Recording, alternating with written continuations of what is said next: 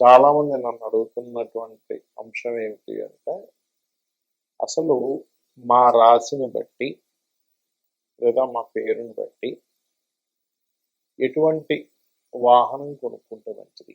అంటే ఏ బ్రాండ్, ఏ రంగు, ఏ నెంబర్ ఉంటే మంచిది అని అడుగుతున్నారు. ఇది నిజంగా ఉంటుందా? ఎందుకంటే మనకు చూడండి, పాతకాలంలో గుడ్డు వచ్చిన వేళ బిడ్డ వచ్చిన వేళ అంటారు. గుడ్డు అప్పట్లో గుడ్లు అంటే ఏంటంటే వాళ్ళకి ఆవులు అవ్వచ్చు, గుర్రాలు కావచ్చు, ఇట్లాంటివి. ఇప్పుడు మరేమిటి, ఇప్పుడు మనకి వాహనాలు. అయితే దీన్ని అసలు ఎలా చూడాలి?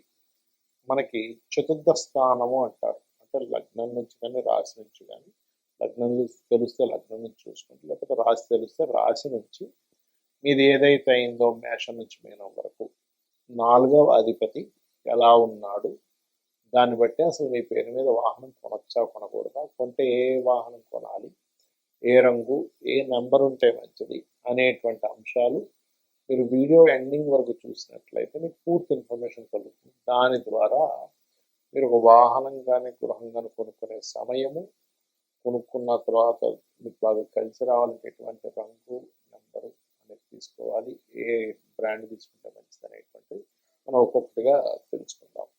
అయితే ఈ విషయాలు చెప్తుంది నేనైనప్పటికీ కూడా చెప్పిస్తుంది సాక్షాత్ లలిత అమ్మవారిగా భావిస్తూ తెలుసుకుందాం. వృషభం వారికి మీకు ఈ వృషభ రాశి కానీ లగ్నం కానివ్వండి, చతుర్థాధిపతి రవవుతాడు. ఫస్ట్ ఆఫ్ ఆల్ ఈ 2026 నవంబర్ వరకు మాత్రం 4వ స్థానంలో కేతు ఉంటున్నాడు. అప్పుడు వాహన గృహ సంబంధించిన విషయాల్లో జాగ్రత్తగా ఉండాలి తీసుకునేటప్పుడు. ఇది ప్రధానంగా తీసుకోవాల్సిన అంశం. ఇక రెండో విషయం ఏంటంటే, మీరు ఏ రంగు తీసుకుంటే మంచిది. 4th లార్డ్ ఈజ్ సన్ అవుతాడు. సో 1 నెంబర్ ప్రిఫర్ చేయడానికి బాగుంటుంది లగ్నరీత్యా, రాశిరీత్యా చూసుకుంటే. అదేవిధంగా ఆరెంజ్ కలర్ మరియు కొంచెం రాయల్ లుక్ ఉండేటువంటిది. ఎందుకంటే sun is the all planets king అనమాట. కొంచెం రాయల్ లుక్ ఉండేటువంటి వాహనం మీకు బ్రహ్మాండంగా పనిచేస్తుంది, గుర్తుపెట్టుకోండి. అలాగే సన్ కనుక బాగున్నాడు, లేదా సన్ వెళ్ళి ఇంకో గ్రహంతో దేంతోనైనా కలిశాడు ఉదాహరణకి, అప్పుడు ఆ గ్రహం ఈ గ్రహం కంటే బలంగా ఉంటే అప్పుడు ఆ కలర్స్ మీకు ఇంకా బాగుంటాయి. బట్ ఫస్ట్ ప్రిఫరెన్స్ మాత్రం orange colour is your preference colour, గుర్తుపెట్టుకోండి. అలా కాదండి, మాకు 4th హౌస్లో ప్లానెట్స్ ఉండి కొంతమందికి ఎలా ఉంటుందంటే అక్కడ పితృదోషం ఏర్పడుతుంది, అంటే శని రాహువులు ఉంటారు, అప్పుడు జాగ్రత్తగా ఉండాలి. అది కాకుండా మీరు ఎప్పుడైనా వాహనం తీసుకునేటప్పుడు కూడా మీ యొక్క చతుర్థ భావం మీదకి ఏ గ్రహాల యొక్క దృష్టి ఉంది. ఇప్పుడు కేతు ఉన్నాడు, ఏదో ఒక డిస్టర్బెన్సెస్, డిస్ప్యూట్స్ వస్తూ ఉంటాయి. అలా కాకుండా ఏ గ్రహం, సన్ వెళ్ళి ఏ గ్రహంతో కలిసి ఉంది, అదేవిధంగా 4వ స్థానం మీద శుభగ్రహాలు ఉన్నప్పుడు కనుక తీసుకున్నట్లయితే మరింత బాగుంటుంది, గుర్తుపెట్టుకోండి. అదేవిధంగా కొంతమంది వాహనంలో పెట్టుకునేటువంటి ఇష్టదైవాన్ని పెట్టుకుంటూ ఉంటారు. మీరు విష్ణుమూర్తిని పెట్టుకోవచ్చు, లేదా సూర్య భగవాను కూడా పెట్టుకోవచ్చు. దానివల్ల ఏమవుతుందంటే మీ ఇష్టదైవం పెట్టుకోవడము, ఇది ఇక్కడ ఏంటంటే మనం వాహనం బయలుదేరేటప్పుడు ఒక్కసారి మనం మొక్కుకుంటాం. మీ పంచమాధిపతి ఎవరు? బుధుడు అవుతాడు. బుధుడికి అధిష్టాన దేవత వెంకటేశ్వర స్వామి, విష్ణువు, ఇలాంటి రూపాలన్నీ కూడా, లేదా సూర్య భగవానుడు. వాహనానికి న్యాచురల్గా 4th లార్డ్ కాబట్టి ఇప్పుడు రాబోయే నవంబర్ వరకు కాస్త గణపతిని తలుచుకొని బయలుదేరండి, అన్ని విధాలా బాగుంటుంది. ఫస్ట్ ఆఫ్ ఆల్ ఏంటంటే, మనకి వర్గు అనేటువంటిది గృహానికి ఎలా అయితే వాడతామో సేమ్ యాజ్ ఇట్ ఈజ్ ఒక వాహనం విషయంలో కూడా కొన్ని సంవత్సరాల తరబడి నేను రీసెర్చ్ చేసినప్పుడు, అంటే ఒక పేరు గల వ్యక్తికి ఏ వాహనం తీసుకున్నప్పటి నుంచి అతనికి బాగా కలిసి రావడం జరుగుతుంది. అది మెయిన్ బ్రాండా లేకపోతే అందులో సబ్బా అంటే మెయిన్ బ్రాండ్ అండ్ సబ్ కూడా బాగా పనిచేస్తుంది. అంటే ఎట్లాగా అంటే, ఇప్పుడు మనకి చూడండి, ఆ నుంచి అమ్మహా లోపల ఉండే బ్రాండ్స్ అనుకోండి. ఆ అంటే ఆడి, ఈ అంటే ఇంకొక బ్రాండ్, ఊ అంటే ఇంకోటి, అట్లా అంటే మొదటి అక్షరం వచ్చేలాగా. ఎగ్జాంపుల్ ఐ అనుకోండి, ఇన్నోవా. అట్లా ఏంటంటే ఆ నుంచి అమ్మహా అక్షరం లోపల మీ పేరు ఉందనుకున్న ఉదాహరణకి, అప్పుడు మీరు మీ యొక్క తీసుకునే వాహనం, ఆ నుంచి మహా లోపల వచ్చే బ్రాండ్ ఉండే వాహనము, లేదా చ జ అక్షరాలు. ఓకే, జ అంటే జగ్వార్, ఉదాహరణ చెప్తున్నా. అదేవిధంగా యారా లావా, వా అంటే ఓల్వా, ఇట్లా.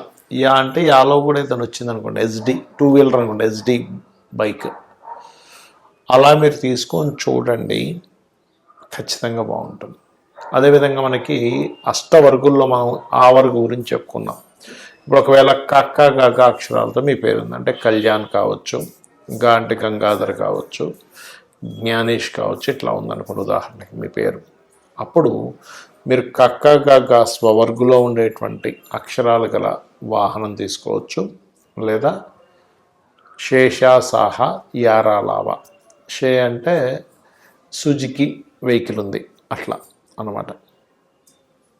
వా అనుకోండి, విర్చ్యూస్, విఐఆర్ టీవీఎస్ విర్చ్యూస్ ఉంది ఇప్పుడు ఇవాళ రేపు వాక్స్ వ్యాగన్లో, అట్లా.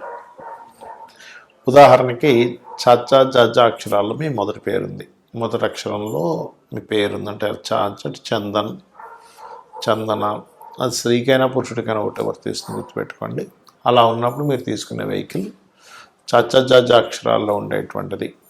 జ అంటే ఇందాక నేను చెప్పినట్టుగా జగ్వార్ కావచ్చు, అదేవిధంగా షేషా సాహా, లేదా ఆ నుంచి అమ్మహా వరకు అంటే ఆడి, అట్లా అనమాట. ఇప్పుడు అదే కనుక టా డా అక్షరాల్లో మీ పేరు ఉందనుకోండి ఉదాహరణకి, అంటే టా డా నా, అందులో మీ పేరులో మొదటి అక్షరం అది అయింది. అప్పుడు మీకు పప్ప అనే అక్షరాలు గల వెహికల్, అంటే మా అంటే మెర్సిడీస్ ఉంటుంది కదా, అట్లా. అదేవిధంగా ఆ నుంచి అమ్మహ, లేదా కక్క గగ అక్షరాలు. కా అంటే ఏంటి, కియా వెహికల్, అట్లా. అదేవిధంగా మీ ఎగ్జాంపుల్ మీ పేరు తాన్న, నా అంటే ఉదాహరణ నా పేరే నానాజీ పట్నాయక్ అనుకుందాం. ఇప్పుడు నాకు తాన్న అక్షరాల్లో ఉండేటువంటి పేరు గల వెహికల్ కానీ, లేకపోతే యారాలావా, లా అంటే లెక్సస్ ఉంది, వా అంటే వోల్వా ఉంది, అట్లా. లేదా కక్క గగ అక్షరాలు, కా అంటే కియా, గా అంటే సంథింగ్ దానికి ఏదైనా ఒక పేరు వస్తుంది కదా, అట్లా. ప్లస్ అది కాకుండా మనకి చ జ అక్షరాల్లో ఉండేటువంటిది ఏదైనా వెహికల్ కూడా తీసుకోవచ్చు. ఇక అదేవిధంగా మీ పేరులో మొదటి అక్షరం కనుక పప్ప మా అక్షరాల్లో ఉందనుకోండి. పా అంటే పనీంద్ర, మా అంటే మధుకర్, మధు, ఇట్లాంటి పేర్లు ఉన్నాయి ఉదాహరణకి.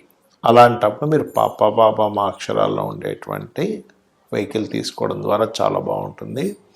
అదేవిధంగా శేషాసాహ మొదటి అక్షరం ఉండాలి వెహికల్లోని, అండ్ చ జ అక్షరాలు లేదా టా డానా అక్షరాల్లో ఉండే వెహికల్స్ మీకు బాగా కలిసి వస్తాయి. ఇక అదేవిధంగా మీ ఉదాహరణకి మీ పేరు కనుక యా రా లావా అక్షరాలు, యా అంటే యాదగిరి, రా అంటే రమేష్ అనుకుందాం. ఉదాహరణ రమేష్ రావాలంటూ లేదు, రాము కూడా రావచ్చు, రాజు కూడా రావచ్చు. ఉదాహరణ చెప్తున్నా, యారా లావా అక్షరాలతో మీ పేరు ఉందనుకోండి. అప్పుడు యారా లావా అక్షరాలతోనే ఉండే పేరులో ఉండే కార్ అంటే రోల్స్ రాయరు, రేంజ్ రోవరు, ఇలాంటివి ఉంటాయి కదా. అదేవిధంగా ఆ నుంచి అమ్మహ వరకు ఉండే అక్షరాలు గల పేర్లు ఉండే వాహనము, లేదా టా నా కానీ నా కానీ అక్షరాలు ఉండేటువంటివి తీసుకోవచ్చు. మొదటి అక్షరం ఆ కారుకు ఆ పేరు ఉండాలి. అదేవిధంగా శేషాసాహ, శేషగిరిరావు, ఇలా పేరు ఉంది ఉదాహరణకి చెప్తున్నా. శేషాసా, సా అంటే సావిత్రి, సంతోష్, ఇలా ఉంటాయి కదా. ఇలాంటి పేర్లు ఉన్నటువంటి వారికి శేషాసాహ అక్షరాలతో కనుక మొదటి అక్షరం ఏదైతే ప్రారంభమవుతుందో ఆ వాహనము. అదేవిధంగా మీకు